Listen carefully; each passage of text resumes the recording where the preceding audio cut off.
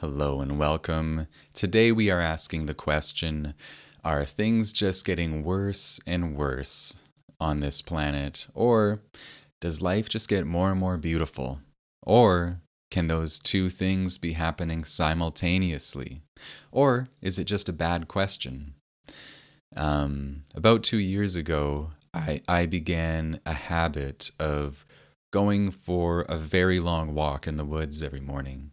And I started doing that because it was the first really severe lockdown, and I was going crazy a little bit. I was living by myself, I was in isolation, and I was paying a lot of attention to the news.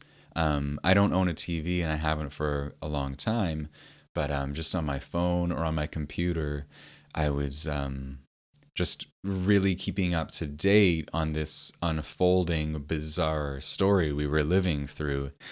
And of course, the news paints a pretty morbid picture of reality. And I think it has for a very long time, longer than my life. Um, I think that is the function of it, as like the news media industry in this part of the world. It preys upon people's instinctive, impulsive desire to stare at the burning house, or to stand around the car wreck, or to gravitate towards the fist fight. It's just this impulse within us towards the tragic and the negative and the horrific. And it probably has something to do with the survival impulse of just wanting to be aware of the risks in our environment. But of course, the media exploit that to get views, which is what advertisers are paying them for, which all makes sense, but it creates this really distorted vision of reality. And it also, at this point, seems to create some pretty bizarre cultural constructs and concepts. That's all a separate issue, though, that I'm not that well versed in. But because I was so unusually immersed in that really dystopian, morbid view of reality, when I went on my morning walks in the woods, and I'm very fortunate to live by this massive, beautiful forested nature park. It's filled with so many different kinds of birds and four-legged creatures and beautiful trees and different plant life. It's like walking through a zoo, kind of, because the animals are like semi-domesticated. So little chickadees will come up and land in my hand thinking I have food, when really all I have is good vibes, or whatever vibes I have. What I was aware of when I went for my walks, which was my primary experience of the outside world during this time. And during that first part of the pandemic, I would probably go walk in the woods for like 3 hours every day because I had nothing else to do. And on those walks, I was so moved by the beauty of nature, by the beauty of just being with my feelings in nature, and then also my interactions with strangers, all of whom during that time seemed so very tender and kind. And, I would often get into conversations with strangers. Sometimes I would see like the regulars. We would walk past each other every day, so we would get to know one another and know a little bit about our lives and the challenges that we were respectively going through. And I became aware that I was living in two worlds. It felt like there was the world of my immediate experience that I entered whenever I stepped out of my apartment building and into the world and interactions and into interactions with other people and just like nature. Um, and then there was this other world I was living in, which was the world of the culture, that felt very nasty and vicious, the world of social media where people just tear each other apart, the world of the dystopian media outlook. And these two worlds felt like very different places. And then when the restrictions started to lift and I went back to work on my night job as a server, again, I was just so struck by the contrast of my lived reality, which was interacting with this river of humanity at the restaurant that was so fucking beautiful and so humbling. And there were so many people who, yes, might be snappy or mean or arrogant or rude, but I could have understanding for that. I could feel hurt and triggered by that, and then by the time I was finished serving that person an hour and a half later, they might give me a fist bump.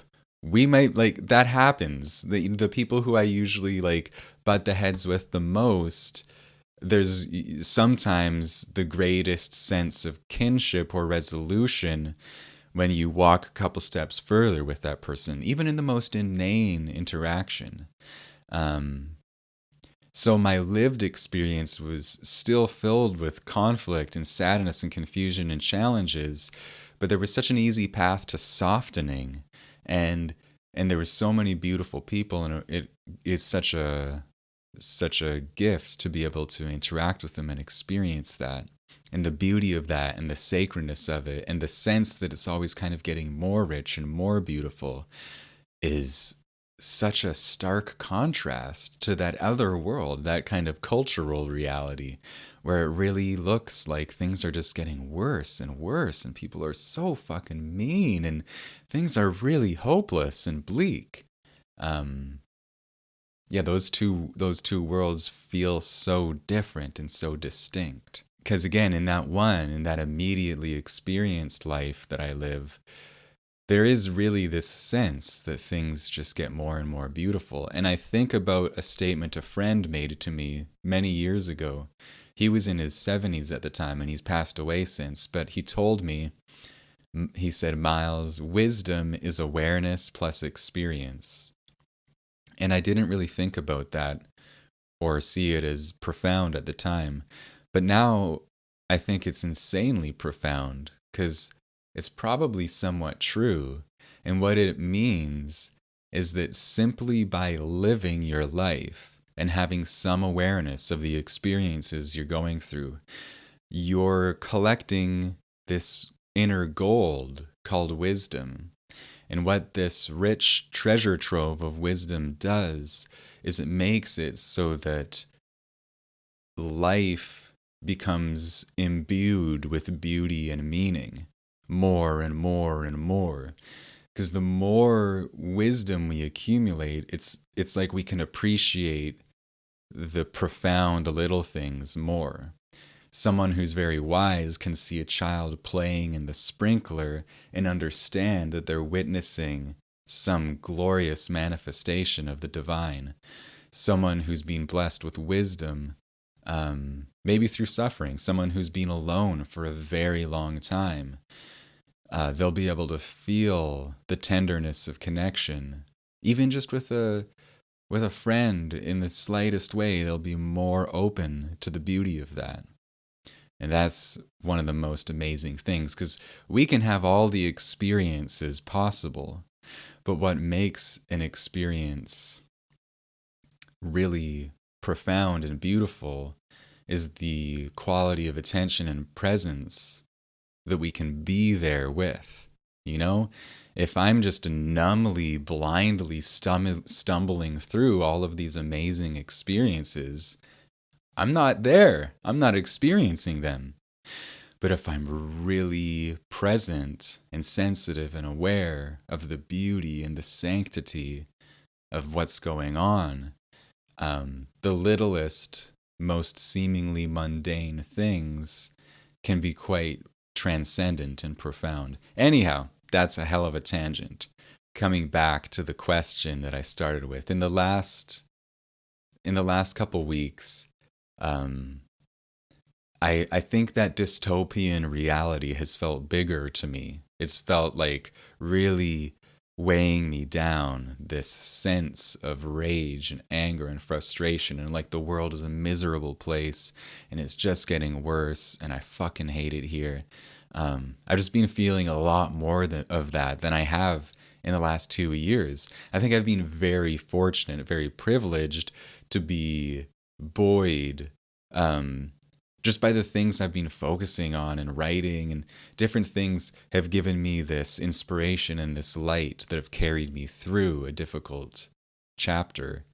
But in the last little bit, I don't know what happened. Probably something emotionally has been happening, but I've just felt more rage, impatience, frustration. And I think the day where it got the most bleak and desolate, I was at work during the evening, and I just started like giving my coworkers compliments and making fun of myself and making jokes and high-fiving people and like just being a dork and being affectionate verbally to those around me. And that it something shifted, like that sense of desolation. It's like it calmed down because I realized, yeah, things are really complicated, and there's stuff happening in this world that I don't understand, that feels very confusing and frustrating.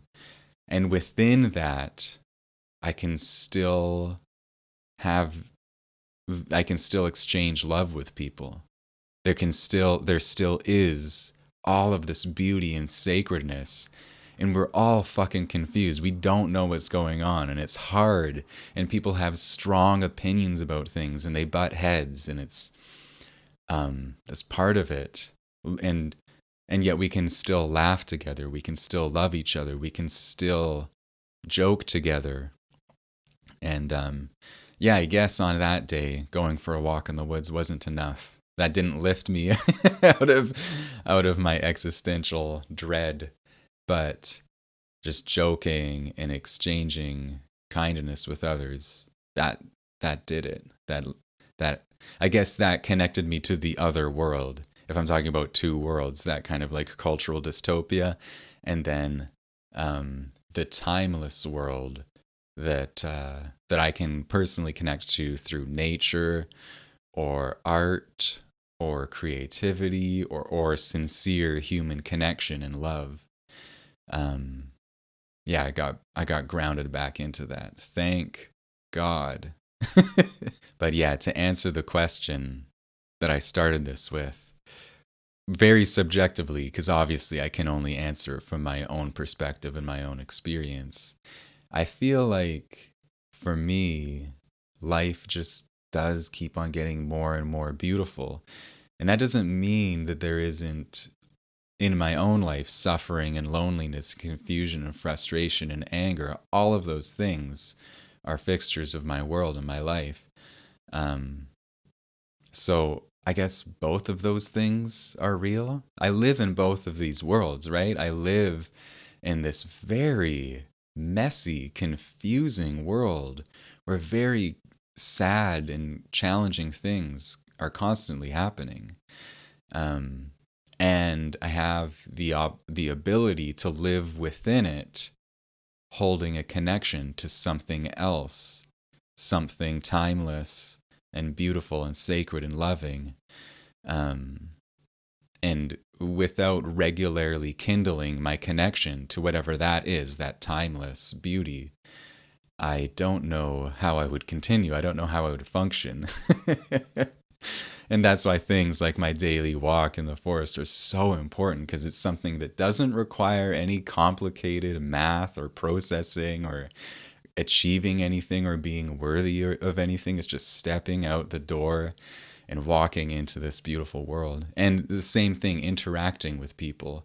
It's so easy to have experiences that are beautiful and enlivening that way, because we're all humans. Even when we're mean to each other, I think that if we look close enough, we see the tenderness underneath that meanness. It's very hard to see it online. The online reality, the the vulnerability and softening that can be much easier to work towards in my immediate life. Oh man, online it can just feel like there's an endless reservoir of conflict and meanness and division. that it has no ability to be resolved. But it is a fascinating time to be alive, and there are extraordinary challenges and interesting things we're facing individually and collectively. And it makes it so much more bearable for me when I'm regularly stepping out, at least momentarily, from the online world or the kind of the reality of our culture, and stepping into something more beautiful and sacred and timeless, so that I can get balanced and grounded and centered to be in this world in some kind of functional, sane way. It's a crazy place. Anyhow, that is all for today. I hope you enjoyed this. If you did, subscribe if you haven't already. Leave a comment or send me a message. And check out my book, How to Open the Heart, now also an audiobook. Links to that are in the show notes or in the description. And until next time, take care.